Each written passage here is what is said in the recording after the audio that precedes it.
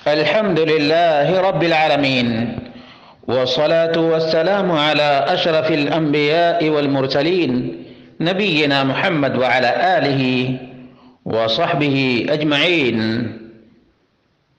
قال الله تعالى: لقد كان لكم في رسول الله أسوة حسنة۔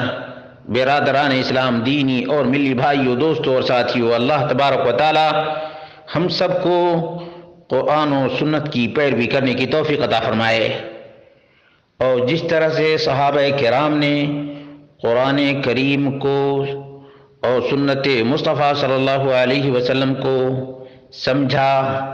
اور اپنی زندگی میں نافذ کیا، اور جس طرح سے قرآن و سنت کو انہوں نے چہار دانگ عالم میں پھیلایا، اسی طرح سے ہم سب کو قرآن و سنت پر عمل پیرا ہونے کی اور قرآن و سنت کی دعوت کو عام کرنے کی توفیق عطا فرمائے۔ میرے بھائیوں، دوستوں اور ساتھیوں، یوں تو احادیث کی بہت سی کتابیں ہیں، لیکن ان تمام کتابوں میں صحیح البخاری کو جو مقام اور مرتبہ ملا ہے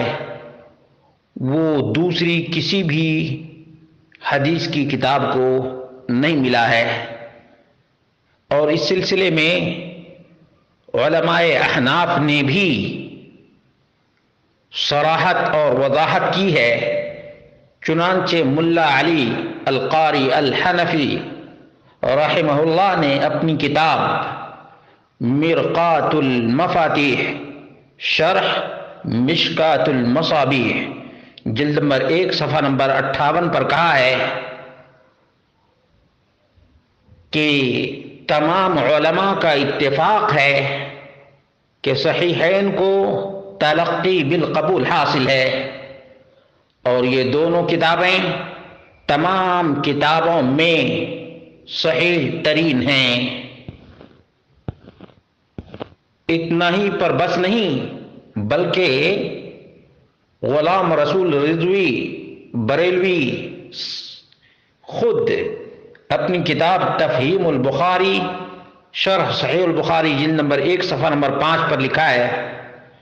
تمام محققین کا اس بات پر اتفاق ہے کہ قرآن کریم کے بعد صحیح بخاری تمام کتب سے اصح کتاب ہے، اور یہی الفاظ تذکرۃ المحدثین کے صفحہ نمبر 324 پر بھی دیکھ سکتے ہیں۔ ایک پیر کرم شاہ بھیروی ہے، حنفی ہے، بریلوی ہے، اس نے بھی لکھا ہے، جمہور علماء امت نے گہری فکر و نظر اور بے لاگ نقد و تبصرہ کے بعد اس کتاب کو اصح الکتب بعد کتاب اللہ صحیح البخاری کا عظیم الشان لقب عطا فرمایا ہے۔ سنت خیر الانام صفحہ نمبر 175 طبع 2001۔ معلوم یہ ہوا کہ علماء احناف نے بھی صحیح البخاری کے اصح الکتب بعد کتاب اللہ کو عام کیا ہے اور لوگوں کو صحیح بخاری سے استفادہ کرنے کا اعلان کیا ہے۔ لیکن ایک مفتی ہے جو اپنے آپ کو قاسمی کہتا ہے، اور حنفی بھی، اور ہو سکتا ہے صوفی بھی ہو، وہ امام بخاری کے صحیح البخاری کے بارے میں کہتا ہے اگر امام ترمذی نہ ہوتے تو بخاری کو کوئی جانتا ہی نہیں، حالانکہ امام بخاری